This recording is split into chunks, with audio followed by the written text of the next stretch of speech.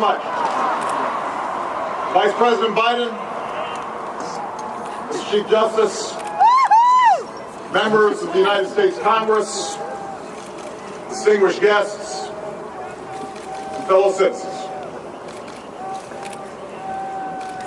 Each time we gather to inaugurate a president, we bear witness to the enduring strength of our Constitution.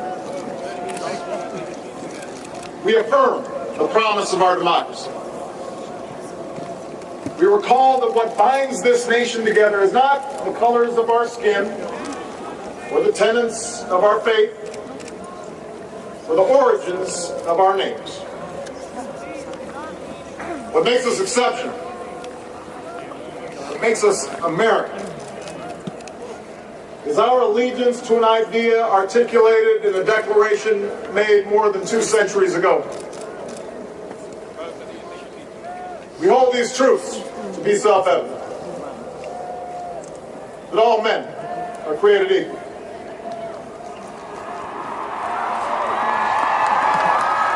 That they are endowed by their Creator with certain unalienable rights. And among these are life, liberty, and the pursuit of happiness.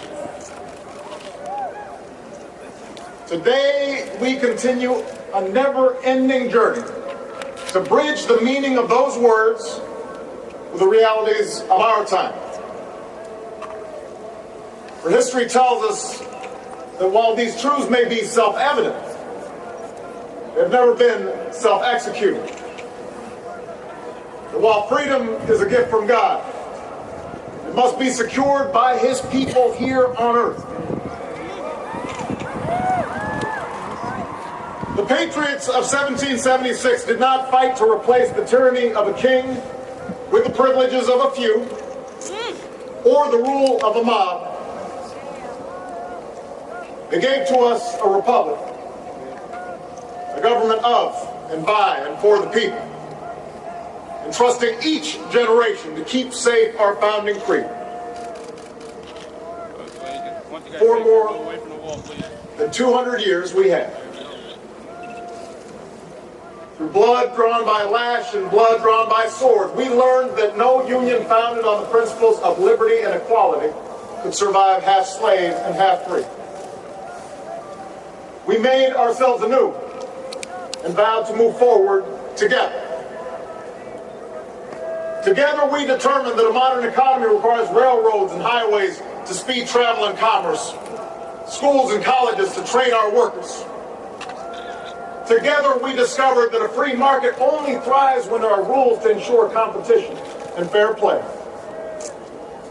Together we resolved that a great nation must care for the vulnerable and protect its people from life's worst hazards and misfortune. Through it all, we have never relinquished our skepticism of central authority, nor have we succumbed to the fiction that all society's ills can be cured through government alone. Our celebration of initiative and enterprise, our insistence on hard work and personal responsibility, these are constants in our character. We have always understood that when times change, so must we. That fidelity to our founding principles requires new responses to new challenges. That preserving our individual freedoms ultimately requires collective action. But the American people can no more meet the demands of today's world by acting alone than American soldiers could have met the forces of fascism or communism with muskets and militias. No single person can train all the math and science teachers we'll need to equip our children for the future, or build the roads and networks and research labs that will bring new jobs and businesses to our shores. Now, more than ever, we must do these things together, as one nation and one people.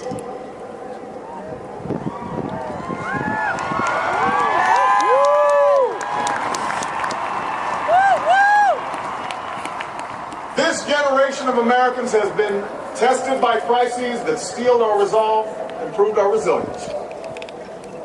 The decade of war is now ending.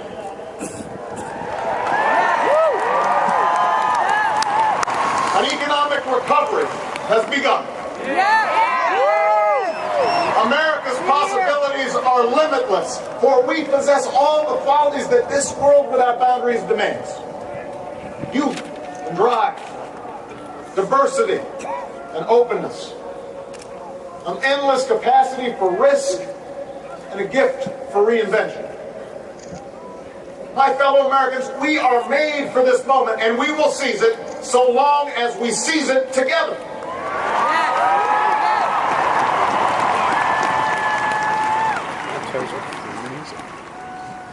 For we, the people, understand that our country cannot succeed when a shrinking few do very well and a growing many barely make it. All right. We believe that America's prosperity must rest upon the broad shoulders of a rising middle class. We know that America thrives when every person can find independence and pride in their work. When the wages of honest labor liberate families from the brink of hardship. We are true to our creed when a little girl born into the bleakest poverty knows that she has the same chance to succeed as anybody else because she is an American, she is free, and she is equal not just in the eyes of God, but also in our own.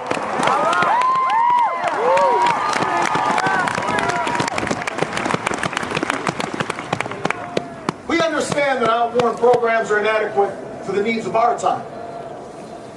But we must harness new ideas and technology to remake our government, revamp our tax code, reform our schools, and empower our citizens with the skills they need to work harder, learn more, reach higher. But while the means will change, our purpose endures. A nation that rewards the effort and determination of every single American. That is what this moment requires. That is what will give real meaning to our creed. We, the people, still believe that every citizen deserves a basic measure of security and dignity.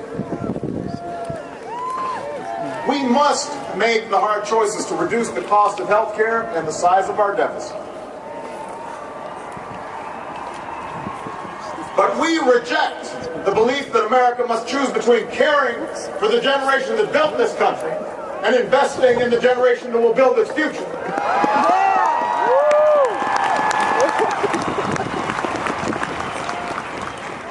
For we remember the lessons of our past, when twilight years were spent in poverty, and parents of a child with a disability had nowhere to turn. We do not believe that in this country freedom is reserved for the lucky, or happiness for the few. We recognize that no matter how responsibly we live our lives, any one of us, at any time, may face a job loss, or a sudden illness, or a home swept away in a terrible storm. The commitments we make to each other, through Medicare and Medicaid and Social Security, these things do not sap our initiative, they strengthen us. Right. They do not make us a nation of takers. They free us to take the risks that make this country great.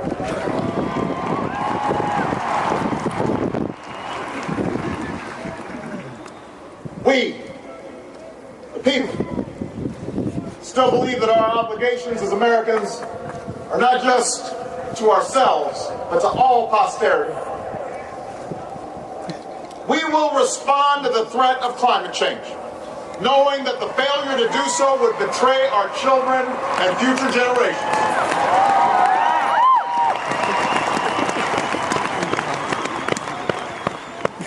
Some may still deny the overwhelming judgment of science, but none can avoid the devastating impact of raging fires, and crippling drought, and more powerful storms. The path towards sustainable energy sources will be long and sometimes difficult. But America cannot resist this transition. We must lead it. We cannot cede to other nations the technology that will power new jobs and new industries. We must claim its promise. That's how we will maintain our economic vitality and our national treasure. Our forests and waterways, our croplands and snow-capped peaks. That is how we will preserve our planet, commanded to our care by God. That's what will lend meaning to the creed our fathers once declared. We, the people, still believe that enduring security and lasting peace do not require perpetual war.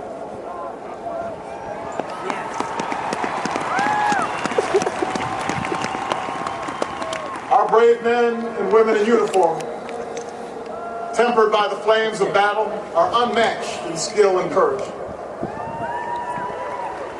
Our citizens, seared by the memory of those we have lost, know too well the price that is paid for liberty. The knowledge of their sacrifice will keep us forever vigilant against those who would do us harm. But we are also heirs to those who won the peace, and not just the war, who turned sworn enemies into the surest of friends, and we must carry those lessons into this time as well.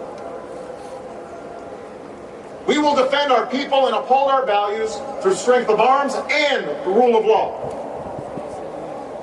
We will show the courage to try and resolve our differences with other nations peacefully, not because we are naive about the dangers we face, but because engagement can more durably lift suspicion and fear.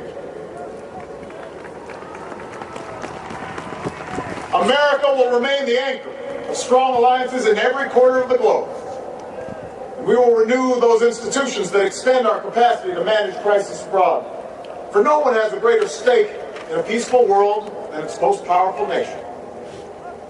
We will support democracy from Asia to Africa, from the Americas to the Middle East, because our interests and our conscience compel us to act on behalf of those who long for freedom. And we must be a source of hope to the poor, the sick, the marginalized, the victims of prejudice. Not out of mere charity, but because peace in our time requires the constant advance of those principles that our common creed describes: tolerance and opportunity, human dignity, and justice. We, the people, declare today that the most evident of truths, that all of us are created equal, is the star that guides us still. Just as it guided our forebears through Seneca Falls and Selma and Stonewall, just as it guided all those men and women, sung and unsung, who left footprints along this great mall, to hear a preacher say that we cannot walk alone. To hear a king proclaim that our individual freedom is inextricably bound to the freedom of every soul on earth.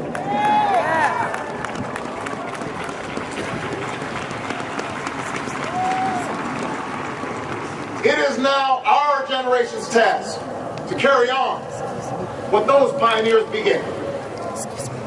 For our journey is not complete until our wives, our mothers, and daughters can earn a living equal to their efforts.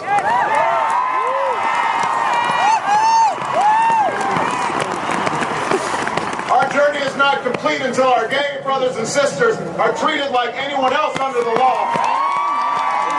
If we are truly created equal, then surely the love we commit to one another must be equal as well.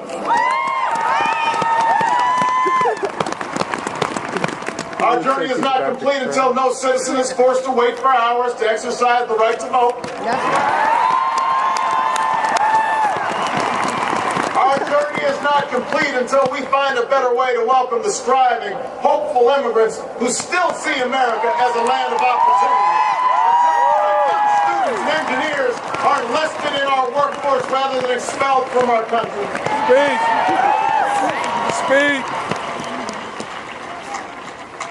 Our journey is not complete until all our children, from the streets of Detroit to the hills of Appalachia to the quiet lanes of Newtown, know that they are cared for and cherished.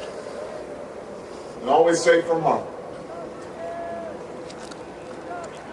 That is our generation's task.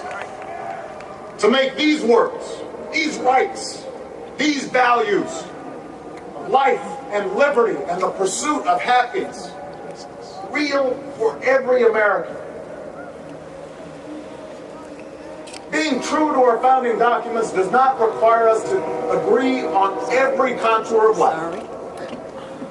It does not mean we all define liberty in exactly the same way or follow the same precise path to happiness. Progress does not compel us to settle centuries-long debates about the role of government for all time, but it does require us to act in our time.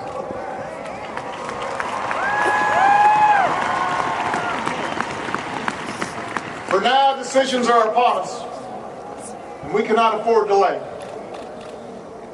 We cannot mistake absolutism for principle, or substitute spectacle for politics, or treat name-calling as reasoned debate. We must act. We must act knowing that our work will be imperfect.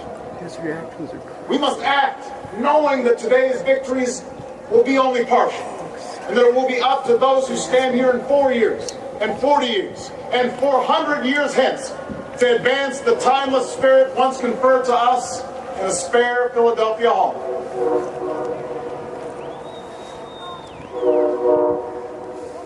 My fellow Americans, the oath I have sworn before you today, like the one recited by others who serve in this cabinet, was an oath to God and country, not party or faction. And we must faithfully execute that pledge during the duration of our service. But the words I spoke today are not so different from the oath that is taken each time a soldier signs up for duty, or an immigrant realizes her dream. My oath is not so different from the pledge we all make to the flag that waves above and that fills our hearts with pride. They are the words of citizens, and they represent our greatest hope. You and I, as citizens, have the power to set this country's course. You and I, as citizens, have the obligation to shape the debates of our time, not only with the votes we cast, but with the voices we lift in defense of our most ancient values and enduring ideas. Let us, each of us now, embrace with solemn duty and awesome joy what is our lasting birthright. With common effort and common purpose, with passion and dedication, let us answer the call of history and carry into an uncertain future that precious light of freedom. Thank you, God bless you, and may He forever bless these United States of America.